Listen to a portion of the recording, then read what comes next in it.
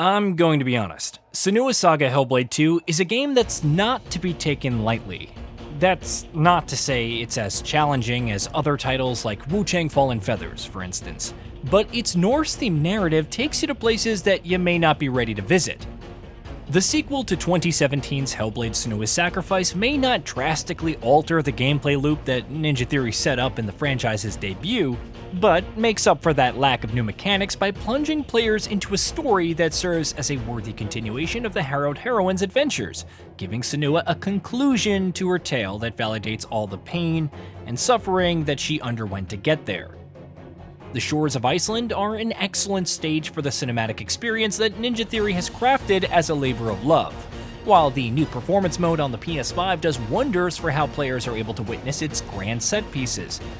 However, I truly believe that Senua Saga is a game that could have balanced those set pieces with a more engaging gameplay loop to truly let it shine. With that being said, you must be wondering if the new Enhanced Edition was worth your time and money. Well, let's find out. A reality trek. From the very beginning of Senua's latest adventure, the game's new setting boasts of a visual splendor the likes of which I have only seen in Death Stranding 2. There is a frankly astounding level of detail on offer within the letterboxd presentation of Senua's attempts to earn redemption after her acceptance of her fragile mental state in the previous game. The lands she explores are filled with evidence of a conflict that has wrought untold havoc on the environment and its people. The dead are ever present, serving to balance the ethereal beauty of these islands with the fact that there are forces in them that continue to bring sinister, malevolent consequences due to their actions. Senua's own psychosis only serves to exacerbate that contrast, and you never know when her mind is about to throw a curveball at you, the player. I once stopped to take in a particularly beautiful view, only to find that Senua's inner demon soon took control of her eyes and the camera, plunging my surroundings into a darkness that was almost suffocating to behold. That moment, along with every other one in the game, was made all the more real thanks to brilliantly designed character models that were very effective at conveying the desperation, panic, and sometimes sheer terror of each character, depending on the situation at hand. Every emotion that a character was feeling during this adventure was evident in the weariness in their eyes, or the furrows in their brows. It's a level of realism that had me spellbound, a fact made all the more satisfying thanks to this being my first time playing the game since its release. It also helps that the newly introduced performance mode maintained a buttery smooth 60 FPS for the whole adventure with no stutters, crashes, or drop frame rates at any point. As far as visuals go, Hellblade 2 is a benchmark, and I truly hope that more studios aim to craft experiences that are as this immersive. The newly introduced photo mode is sure to find many takers considering the breathtaking visual quality on offer in Iceland's desolate shores. The voices in your head. Complementing the incredible graphics on offer, the game's audio design and voice acting were another highlight of the experience. I'd go as far as to say that this is the best cast of voice actors I've seen in a video game since my time with Baldur's Gate 3. Melanie Jurgen's portrayal of Senua is spot on, effectively conveying her fears and insecurities while managing to convey her determination to see her quest through. In moments of terror, her gasps, screams, and labored breathing make the tension so palpable, you feel like you could reach out and touch it. Abby Greenland and Helen Golan are equally brilliant, returning to their roles as the Furies and just knocking it out of the park.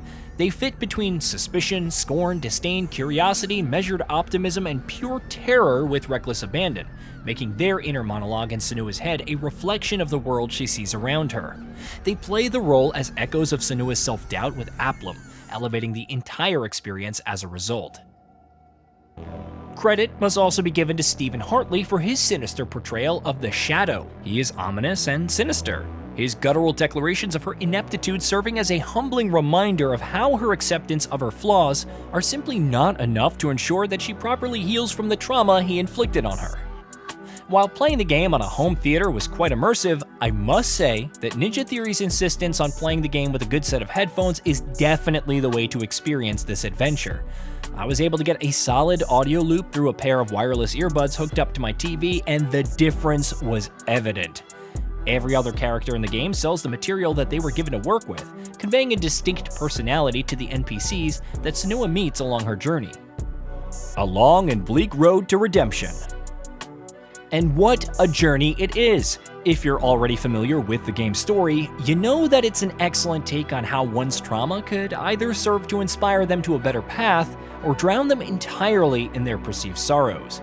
If, like me, this is going to be your first time with Senua on the PS5, know that this is an experience that no other game comes close to matching. Ninja Theory must be commended for its sensitive yet bold approach to presenting Senua's hallucinations and psychosis. There were several points in the story where I put down my controller to reflect on what had just unfolded on screen, lost in somber reflections on the complex themes that this tale tackles with style and substance. The stories of the people Senua encounters, as well as some of the antagonists she must defeat, are deeply rooted in poignant histories, their actions being a response to events that left them feeling devoid of hope and powerless to avoid the dark paths that they were forced to take. Hellblade 2's Nordic inspirations serve as the perfect material to ground this narrative, allowing Ninja Theory to present Senua's inner conflict as a lens through which we, as players, live through all of the pain that she must endure in her quest to end the oppression of the Northmen once and for all. The story on offer in Senua Saga works well with its visuals and stellar cast of actors and is certainly among its strongest points. However, playing through it means engaging with the game's most glaring weaknesses. That brings me to an aspect of the experience that I'm almost sad to call disappointing. The core gameplay on loop simply does not do enough to be exciting in comparison to everything else on offer. You spend a lot of time guiding Senua from one location to the next, solving fairly simple puzzles to clear obstacles in her path. They do not pose any sort of challenges, simply requiring the intelligent use of the returning focus mechanic, or perhaps lighting a few torches to dispel pesky shadows blocking the way. When Senua is beset by enemies hell-bent on bringing her adventure to a premature end, all she needs to do is dodge their attacks, waiting for the right moment to initiate a parry that throws them off balance, eventually using focus to slow the action down and deal a flurry of strikes before ending things with a finishing blow. While I do understand Ninja Theory's aim to present combat as part of a seamless experience, it's truly baffling to see the action in an action-adventure title fall so flat. There's no variety to enemy types, and their attacks, with slightly altered animations requiring you to adjust the timing of your parry to gain the upper hand. It's a combat loop that's so simple, my first real death came at the hands of a particularly memorable monster that incorporated fire into its repertoire of skills, and a poorly timed evade that had me on the back foot for the rest of the fight since my reflexes failed to keep up with the action. However, my next attempt against that enemy saw Senua swat aside its attempts to hurt her with ease, plunging her sword into its guts almost disdainfully. The game's combat is so absurdly easy that it almost negates the newly introduced Dark Rot mode, a returning feature from the first game entirely. For those among you who don't know what that is, think of it as this game's version of New Game Plus, where Senua is touched by Hell's darkness. It's a curse that spreads its effects every time she falls in battle. Die enough and you lose all of your progress and will have to begin your adventure anew. Since that mechanic is designed around dying frequently, its presence in the Enhanced Edition only serves as a reminder to just be more cautious in a fight and master your parry timings.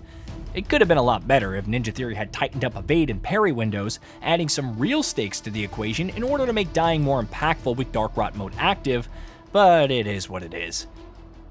The gameplay loop could have been a whole lot better, with complex puzzles and a more challenging combat loop being sorely missed in an otherwise stellar experience. Hey, did you know that we at GamingBolt upload new videos every day? Stick around, drop a like, subscribe, and hit that bell. And let us know what kind of content you'd like to see in the future with a comment below.